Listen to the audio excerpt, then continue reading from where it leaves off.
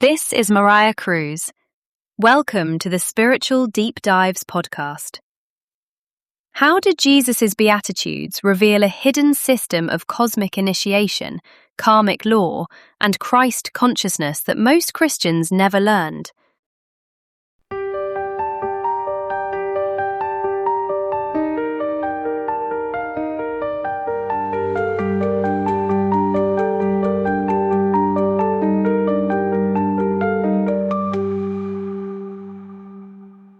The story of Jesus didn't begin or end with the Gospels.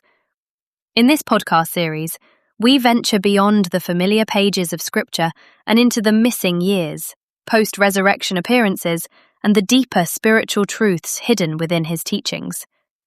Drawing from the wisdom of the ascended masters, historical research, and ancient spiritual traditions, we will explore Jesus as a divine man who walked a path of mastery that revealed the true science of spiritual enlightenment and soul liberation.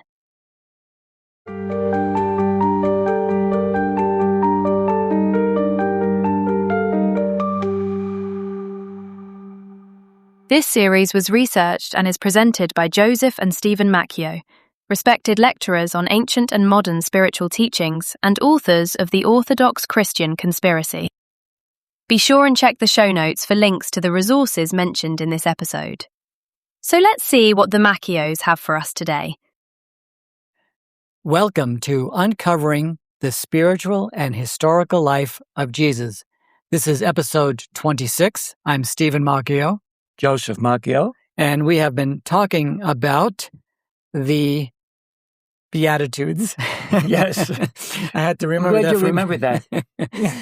And I know in order to fully realize the depth of the teachings of the Beatitudes, the messenger, Elizabeth Clare Prophet, has placed the Beatitudes on the 12 lines of what the Ascended Masters call the cosmic clock that actually correspond to the various qualities of the zodiac. Yes. And so for each line of the clock, there is a zodiac.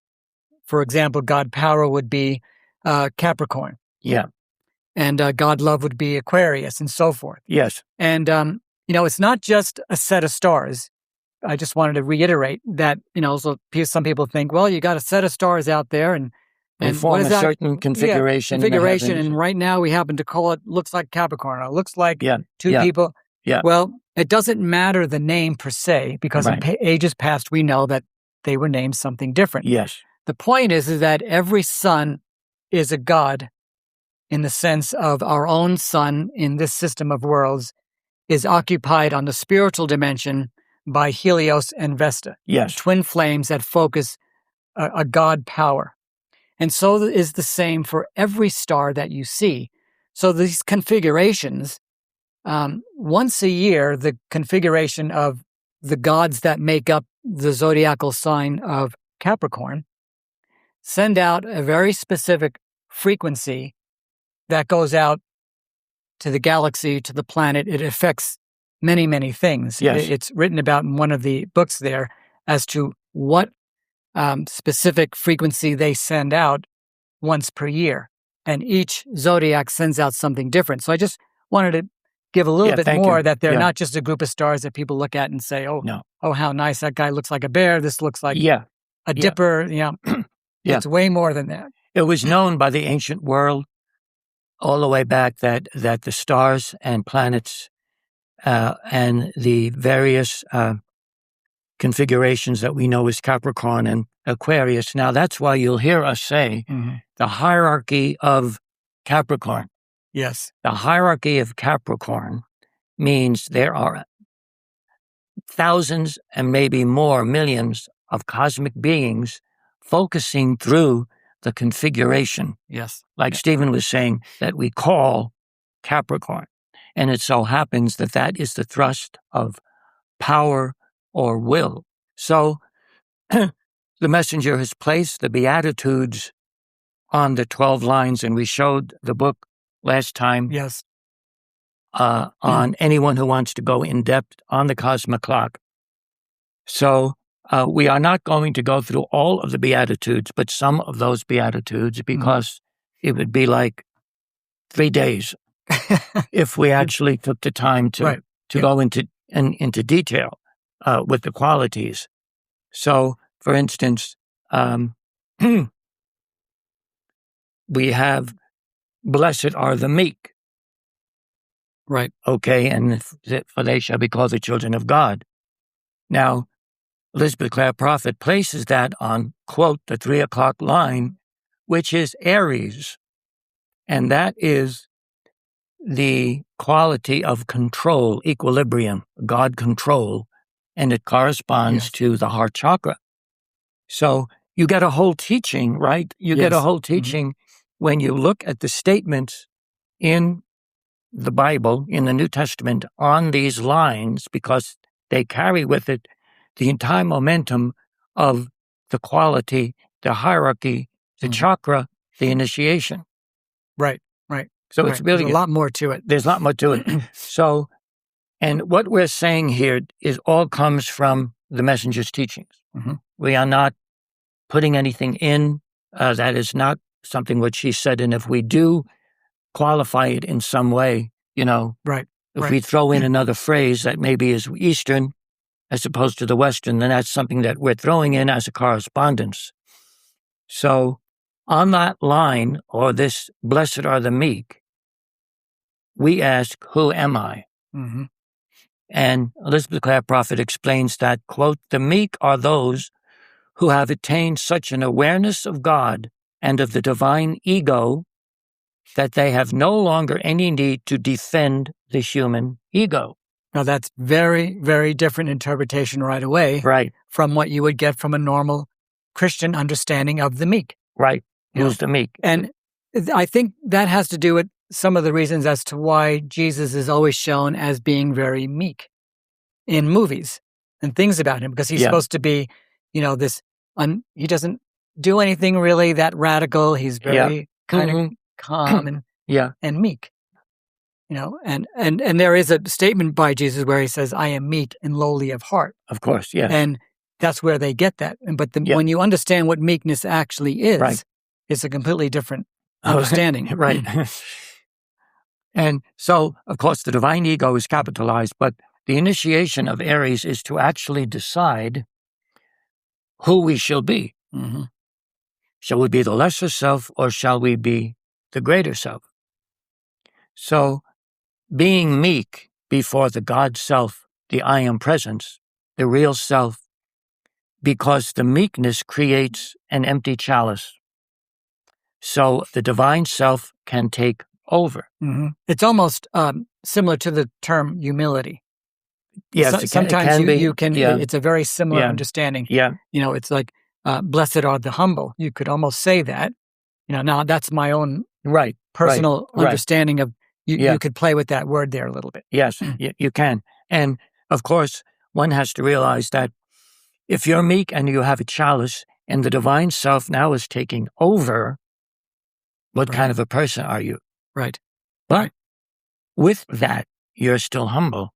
And this is one of the paradoxes of the spiritual path. So, blessed are the meek, for they shall inherit the earth. So, Mrs. Prophet explains this. The earth is the substance misqualified in the electronic belt. Remember, the electronic belt is the lower figure in the chart. It isn't the lower figure, but it is what the violet flame is covering up. In other words, the electronic belt is not lovely to look at. It's scary. Okay. But it isn't real, because these energies must be repolarized. So the violet flame in the lower figure is covering and transmuting the electronic belt substance. So she says, the earth, in this phrase, they shall inherit the earth. The earth is the substance misqualified in the electronic belt, now placed upon the altar of the sacred fire, repolarized and purified, so the initiate inherits the purified substance. It is returned to him for his use. Those who are truly humble and qualified to rule the earth as divine stewards of the full potential of the divine self. Very good. Yep. And that's the teaching. Yeah, that's a little different. But it makes sense, though, because what is inheriting? If you didn't have that, then what's one's understanding of inheriting the earth? Why would you want to inherit the earth? And how could you inherit? What kind of person would you be? What kind of people would inherit the earth? Right.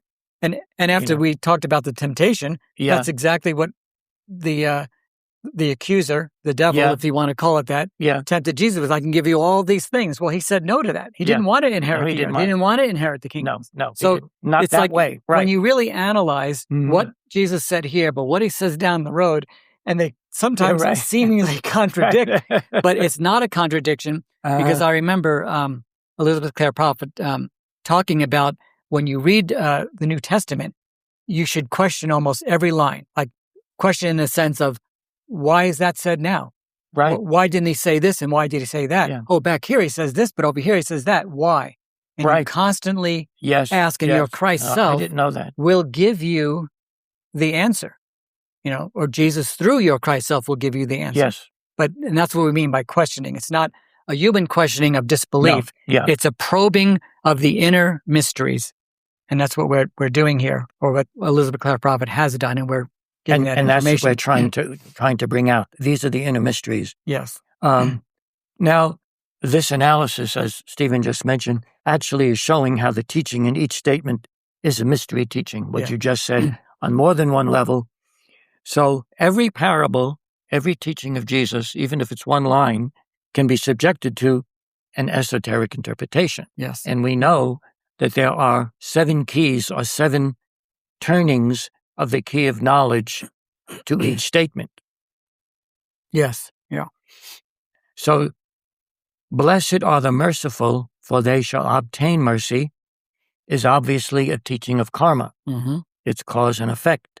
This beatitude falls on the line of God wisdom, which is the sign Gemini. It's the golden rule of golden yellow wisdom. Very good. So she then says mercy is the open door to wisdom. That's very you interesting. can't have wisdom unless you have mercy in the heart. Merciful, obtain mercy.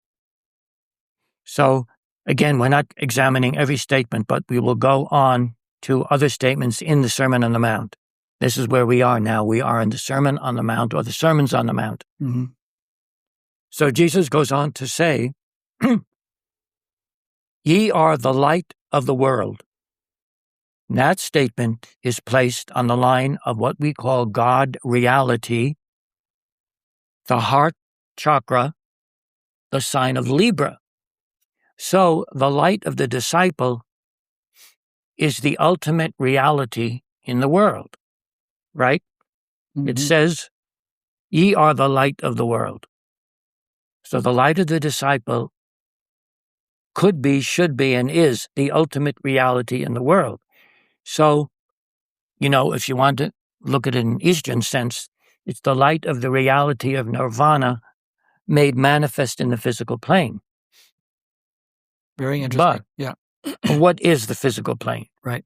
Kuthumi, in Understanding Yourself, which is a series of pearls of wisdom by Kuthumi, by Lord Lanto, and by Lord Meru, Kuthumi says, quote, the appearance world is a world of illusion. And even though it is an illusion, it counts for something in the sense that we're in the illusion. So it counts in the sense that how you react to the illusion and how you move through the illusion and your interaction with it, counts as far as whether you're very upset over the illusion. Do you get mad at the illusion? But when you realize it is an illusion, good question. You have to kind of say, well, you got to go to that 10th perfection that Gautama teaches of indifference, where whether the illusion is being good to you or not, you have to be somewhere in the middle, right, in the sense that it's indifferent, because you really know that reality is the light within the individual. That's really where reality is. Yes. And that's the important thing. You are the light of the world. So there's more to it. The illusion is functional and beautiful.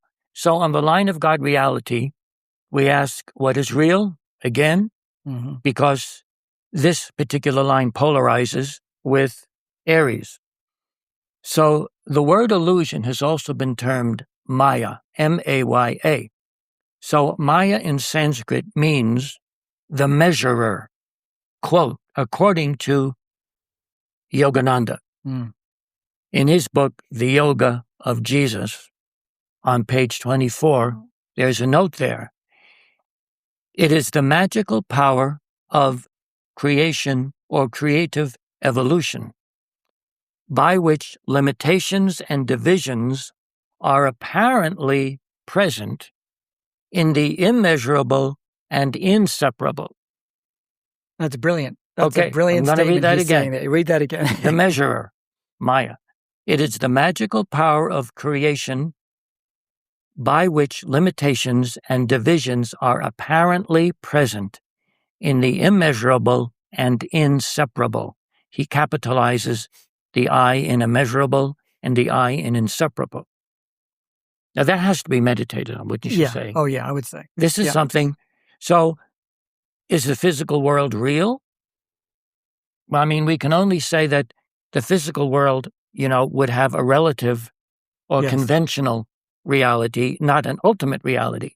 In other words, it only appears to be real. Right. Because so does a dream. Right. Which makes me think that both this physical illusory world is also a dream. Right. So this means now, looking at the statement of Jesus, that being the light of the appearance world is bringing reality to the appearance world and transforming the appearance world into a greater reality. Wouldn't you say? I would say that's very, very good. Yeah, I like that. You do. Because that's the only thing that is real is light. Right. Because in the heaven world, when you're composed of light, like an ascended master would be, all four lower bodies are composed of light substance, it doesn't break down. Right. There is no decay rate. No. There is no dissolution. No. You can dissolve the atomic structure of your physical form and do whatever you want with it, and that fine. But there's no breakdown as there is a decay rate here. So right there shows you that something that can never break down and can only expand and transcend itself is not limited. But everything in this world, in the illusion world, is limited and has a decay rate. Right. And this is what Gautama Buddha, in his very first teaching, was trying to bring out, about life being suffering and impermanence. Yes. Yeah, it's the same thing. Because understanding impermanence means that I cannot be attached to the passing kaleidoscope of passing events, and that's where the indifference comes in. Right. The perfection of indifference. That doesn't mean apathy. Right. Apathy is a perversion. The perfection of indifference is I understand what this world really is. Right. And because it's not ultimately real and neither is matter ultimately real, right, then I can't be completely attached to even my own emotions. Right. Right. And the other proof of how an illusionary world has such an impact on you when you're in it would be very similar to using virtual reality. Okay. Because when you put on, when you're in a virtual reality game or situation, when you're using that technology, the physical body reacts to everything that's in front of it because it thinks it's real. That there's no way that the brain doesn't know that you're actually skiing down a slope, and you feel your body reacting as if you were in this illusionary world actually skiing down a slope. There's no difference between virtual reality and how the brain reacts to it and being, except for the depth and clarity and all of the conditions that exist in the world of form that we're in, as opposed to virtual reality. But that's why they call it virtual. I mean, it's an interesting term that they use. Virtual. It's a virtual reality because they think this is reality, when really it's just an illusion of the illusion. Right. Illusion of the illusion. But we don't want to get lost in the illusionary world. No. Yeah. Well, we also know that there's no solidity to matter. If you go down to the atomic, subatomic, so-called particles, which may not be actual particles, but they may be waves.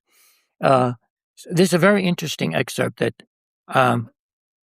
Milarepa Oh, spoke about in a dictation back in 1977. He says, "Blessed ones, I come to expand the horizon of your life. I come to show you that the way of initiation that you have begun is only the beginning of your emancipation.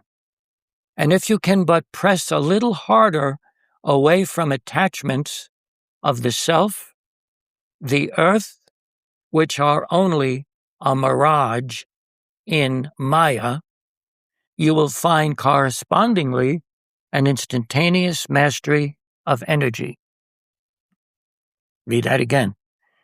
Press a little harder away from attachments of the self, the earth, which are only a mirage in Maya. Now, Maya is bad enough as it is. Right, now you got to have a mirage inside of Right. Maya. You will find instantaneous mastery of energy. This is a very excellent dictation, and we all know who Milarepa is. Those of you who have studied one of the greatest Buddhas and adepts of all time. Mm-hmm.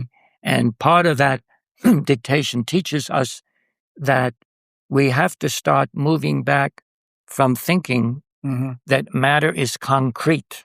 Right. Because there are adepts that actually could drive through walls, but they had to realize that the wall is not solid. Right. But you can't do it unless there's an absolute realization that the wall is not solid. Then it could be done. Right. And science and physicists have known for decades that it is a wave pattern. It's both a wave pattern and a particle simultaneously, which is the whole concept of quantum physics. But, when you send an electron, as they did, towards one electron towards two slits, and that one electron goes through both of them at the exact same time, they realized that it was a wave pattern. So that is what those adepts see and know, that there's so much space between the electron and the core of the atom that you can fit through it. Yeah. And now, don't ask me how they do that, but the fact, just having the knowledge doesn't quite cut it, but how they do that is an astounding thing. And this whole thing about the real, the unreal, illusion, Maya, it's not something that someone can tell you and you accept it or not accept it. It needs tremendous meditation. It needs analytical meditation. It needs pondering and looking at your life and looking at nature and looking at the way things are. And then you will come to the knowledge of what Maya actually is. It's really an inner experience, and no amount of outer teaching can convince someone that the earth is, quote, and the self included, which is not capitalized, a mirage in Maya. Right. And you also have to be careful not to misuse the understanding of Maya, where people deny certain issues and problems in the physical body. That's true. And they decide to say, well, this is an illusion anyway. Yeah. I'm not going to pay any attention to it. Just let it'll go away by itself. Right. Which it doesn't. And it doesn't. No. You do have to take care of all four lower bodies: the physical, mental, emotional, and etheric. Yeah. And things do spiral down from the etheric down into the physical. They do go that way. That is the natural flow of energy. Yeah. And so just be careful that you just don't throw things away because it's Maya. Right. Yeah. Right. And there has been a tremendous misuse. Thank you for saying that, because you can misuse this very ancient and sacred teaching. So we have a line of God vision, which is Scorpio, and that corresponds to the third eye. And on that line, Jesus says, "Let your light so shine before men that they may see your good works and glorify your Father which is in heaven." So what is the Father? Well, we know it's the I Am Presence. It's the Dharmakaya of the Buddha. It's the Guru. So the people are seeing through the third eye the works of, you might say, karma yoga, and seeing the source of those works. And they who have the vision, of course, see the divine self actually working through the disciple. Yes. Yep. Very interesting. Because it's never just one answer. No. When you say that the Father. So Jesus is referred to his Father a lot, almost exclusively. Yes. And it did have different meanings, as you just said. Yes. And and that comes when you read his lines, you tune in to what is he's saying then. Is he talking about his guru? Is he talking about the I Am Presence? Right. Or both? And that's Exactly. what's so fascinating about these teachings is that it's not a dogmatic thing that when Jesus says this, he means this, and there's nothing else he could mean. Right. I mean, there's never a time where the Ascended Master's teachings get to that level of dogma. That's true. They never have and they never will. Thank God. Yeah. I had enough of that when I was... Anyway, now what's next there? Well, in this Sermon on the Mount, Jesus compares the two ages. So we now have the transition between the Aryan age and the new Piscean age. And Jesus' next statement, he speaks of the law, L-A-W, on more than one level. So, quote, "Think not that I am come to destroy the law," which means the Mosaic law, "or the prophets. I am not come to destroy, but to fulfill," which actually means to finish or complete. Yeah, that makes law. One age is dwindling, Exactly. one age is coming to a close, and another one is dawning, and that's the way it's always going to be. Yeah, and we are now in Aquarius. Right. So this statement is on the line of God victory. Now that is the line of Sagittarius. Jesus continues, "For verily I say unto you, till heaven and earth pass, one jot, iota, or one tittle shall in no wise pass from the law till all be fulfilled." And it so happens that iota or jot is actually the 9th letter of the Greek alphabet, but it means an infinitesimal amount, tiny, tiny amount. So teaching the masters on this is that the Aryan age and the law of the Aryan age must be completed and finished and practiced, of course, to the utmost before and when the age of Pisces begins, which is a more advanced stage of evolution and a new vibration. Right. We can say the same about this age, that the Piscean age has to be practiced to the utmost, and when the Aquarian age comes forth, it's again a new vibration. Right. And even as we were saying before, when we were talking about the 25,800 years of karma, there could be carryover. But when there is carryover, like we discussed, you don't have to, but by sending an avatar to try to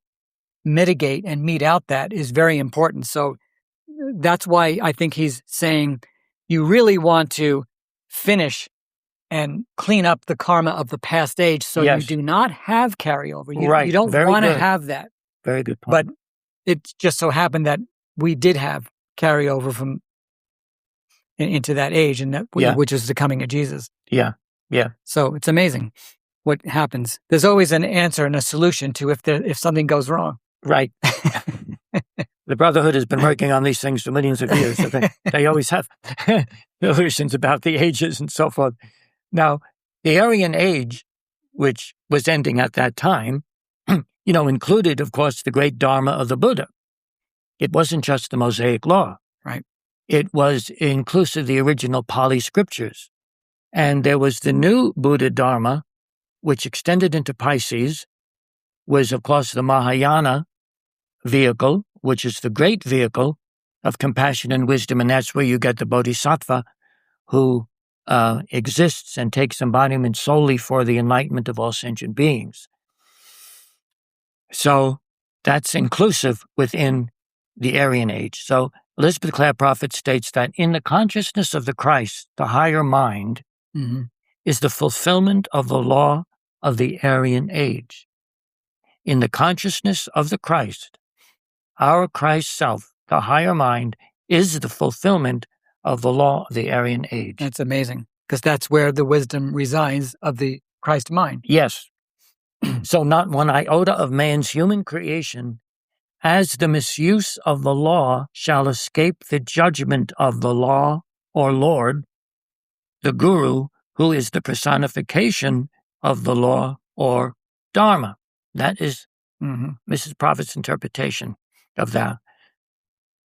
That human creation shall not escape the judgment of the law. And that's impersonal as well as personal. So the power of God victory is secured in the practice of the law or the Dharma.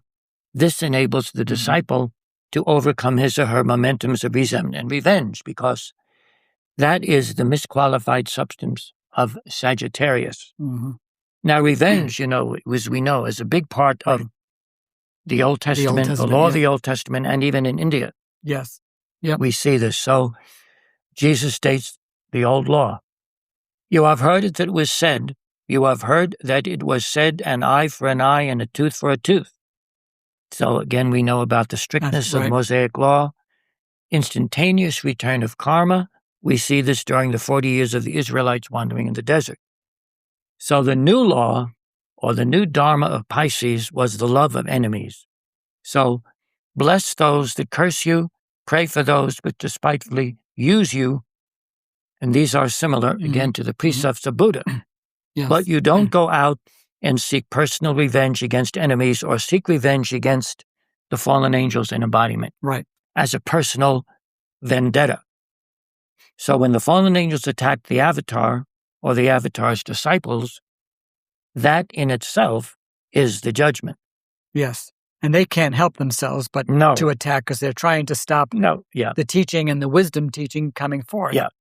And so, that's interesting. That brings you to that famous teaching in turning the other cheek. Yes. Which is probably one of the most misunderstood teachings ever. Your love, what this interpretation is that the love reverses the energy of the enemy who strikes you. And it doesn't have to be a physical strike. No, it doesn't need to be a physical. It's the throwing of energy, the attack of, using energy, misuse of energy against someone. Yeah. So Jesus illustrates this principle as a physical act. And it does not mean that, that people always interpret it that someone actually physically hit you and then you're supposed to turn the other cheek and let him hit you again. Yeah, hit me again. Right. Which is silly. Why would you? Right. Because the fallen ones would take advantage of that. Oh, they would. They would do that. But when you realize that it's the reversing and that the love is the judgment in turning the other cheek, it is reversing the energy. The energy that they send to you goes through you. It's qualified by the heart and sent back. See, but it's not revengeful, because if it's not qualified through the heart, then you would be sending that person the same energy. Yes. But you're sending the same amount of energy, but it's repolarized and qualified through the heart. And when that energy goes back to the sender, it becomes their judgment. And in many times in those cases, they are stripped of a certain amount of authority and power because they have attacked either a disciple, an avatar, or even you. But to have that in your mind always, that, this person did this to me, but I'm going to send the energy back through love, is a completely different understanding, isn't it? It is. And that's not, I don't think that's taught anywhere. But I have not heard it except in, Mrs. Prophet and his teaching and the Master's teachings on this specific type, because it has been misused and misunderstand that early Christians are supposed to be so meek. They can't fight back. Right. They can't defend themselves, maybe. Right. Yeah. It has been misused. So that's the clarification. Yeah. Thank you. Well, I didn't say it. They said it. Well, I mean, do you want to do one more? Because I think we're getting close to the close of this particular episode. Maybe we should close, because this is a whole nother. Okay. So we will continue teaching with the Sermons on the Mount and certain Beatitudes and the mystical understandings of these statements. And we will see you next time. Thank you for watching. Thank you.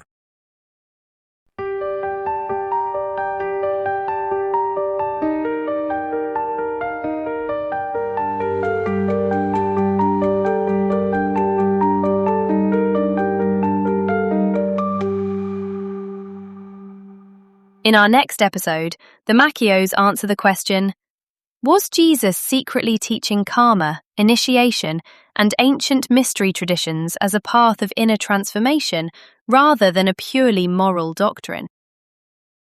Thank you for listening to Spiritual Deep Dives.